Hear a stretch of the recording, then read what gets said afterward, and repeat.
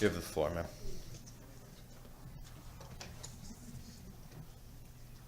Good evening. Chairperson, co-chairperson of this committee, Judiciary Committee. My name is Reverend Ernestine Holloway. I am the community advocate for Meriden, a member of CCDL, and I also represent CTRA, Connecticut Republican Assembly. I listened to you guys all day. Y'all gave me a headache. Y'all gave me a headache because you need to deal with reality. Reality is criminals, you are trying to apply law to criminals, which hasn't worked in umpteen years and it's not gonna work now. I'm speaking because I come from a family that's on both sides of the law. The criminals versus the people that are legal. The legal people will abide by the law, the criminals will never do. So I just didn't understand, and I'm a little angry. If you pass HB number 7219, anybody that went to school and had wood shop, know if you got a bar of soap, potatoes, wood, you can make a gun. So with this law, all those kids that experiment in shop will be in jail of a felony. I just thought that was very interesting. So let's get rid of, according to what they said today, because I listened, let's get rid of all of that so we won't have no shop classes because kids won't be able to build nothing. And oh yeah, don't forget YouTube. Because if you go to YouTube, I find you can build everything. Because my daughter told me today, could you buy me some wood? I said, for what? I want to try to build this. I said, that's illegal and you better not build it. How long did it take you to put that together? Oh, it's very easy. I just listened to it for a couple of hours and I figured out how to make it. So you would have to get rid of YouTube. Now let's talk about SB number 60, an act concerning the presentation of a carry permit.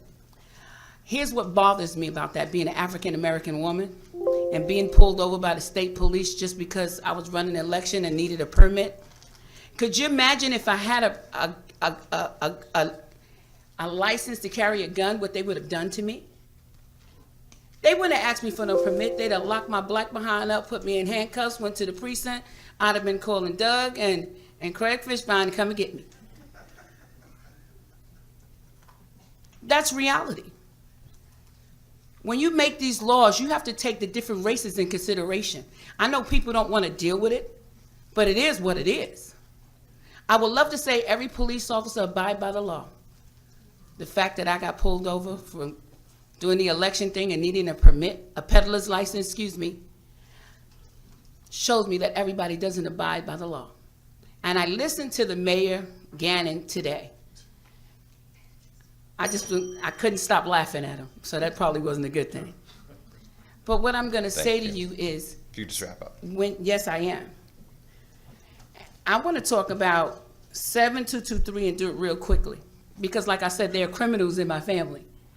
I've seen them go into a car from the window, because I'm from New York, Brooklyn, pop a lock, pop other things that they have in the trunk, 3 minutes, and then the alarm goes off. What good would this do? Because locks are not made for thieves. Thank you. Questions to the committee? Representative Jabitsky. Thank you, Mr. Chairman. Sorry, Doug. And thank you for the confidence. I wanted to ask you about, I knew you were going to bring up the issue of profiling, but you put a little twist on it that I want to ask you about. They, in one jurisdiction that you were in, required some type of solicitation permit. Peddler's license. Peddler's license. Did you have any idea that you needed a peddler's license in that town? Well, I went and I looked at their books because I'm a reader. That's something that I learned from some of you guys. You got to read it and know what you're talking about. When I looked in their book, they had so many laws that were so obscure, but they didn't have anything concerning politicians going door to door. What I found was, had I collected $5 in donations like the state requires to do, I would have went to jail because it's illegal to solicit. So I said, so how does this apply to politicians? He said, I don't know. So you mean to tell me I could have got arrested? It was like, yes. Okay, so two of the bills that are up tonight would affect you in that situation. Absolutely. The profiling situation. Yes. And local regulation. If that local municipality had firearms laws, for example, and you were lawfully carrying a firearm to protect yourself, you may not, even if you looked in there, in their books, perhaps you may have seen it, perhaps not. I'm going to say this to you. I'm a victim of domestic violence, and I don't talk about it too often. And I was going to take the class to get the permit, and I was getting ready to fill out the paperwork to get the permit. After the police pulled me over and racially profiled me and 16 other people, I didn't file the paperwork. I was too scared. I was scared that they were going to see my skin and see an African American and pull me over and arrest me. Unfortunately, I like to say some of us don't live in the real world. African Americans with permits have gotten killed.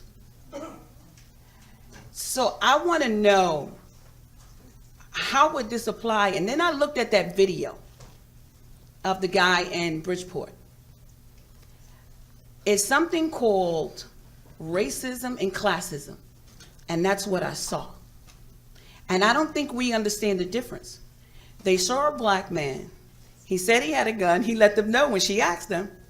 They called the police. They sent 3 white police officers, and then they sent the big black one that stood about 6'4", 300 and something pounds. And I looked at the video. I said, oh yeah, that's racism, and yeah, that's classism. I said, I wonder if they know the difference. If that man would not have came, I promise you, they'd have whipped his tail and put him in jail. And I'm not saying all cops are crooked, because I have some police officers friends who I adore, the ones that took care of me when we was kids and even grabbed me by my collar and took me home. I can respect them, but that's not the same police officer from yesterday and today. And they will profile us. I'm sorry, it's just reality, and I'm trying not to cry. It's just a reality. You know how many black people want to get permits that don't want to have a gun illegally? But they know, if I live in Meriden, if they took their happy behinds down to the Meriden precinct and tried to get a permit, it will be sitting on somebody's desk because they judge them because of the color of their skin. So if you pass this law, just know I'm going to be the first one to hire an attorney to fight you on it, because I think it's a little bit of racial profiling in there. And a lot of Latin peoples are going to go to jail. And would you want to be responsible for some cop coming over to you, or police officer coming over to you and say, I want to see your permit? And I say, it's my right, I don't have to show you a permit. Am I doing something? No. But your black behind is going to jail. They roughed me up and put me in handcuffs. Do you want that responsibility? Until you word this correctly and change the verbiage and some of this stuff that you guys are trying to pass, you're going to hurt people. You're going to hurt an industry of people that got guns with no serial numbers to it. I know a lot about guns. And I also know the ones that break the law. I had a father who broke the law, who saw things in half. He was a criminal. Should he have went to jail? Absolutely. So I think that, to answer your question, yes, it is racial profiling. And I think that we're going to have a problem with some of this.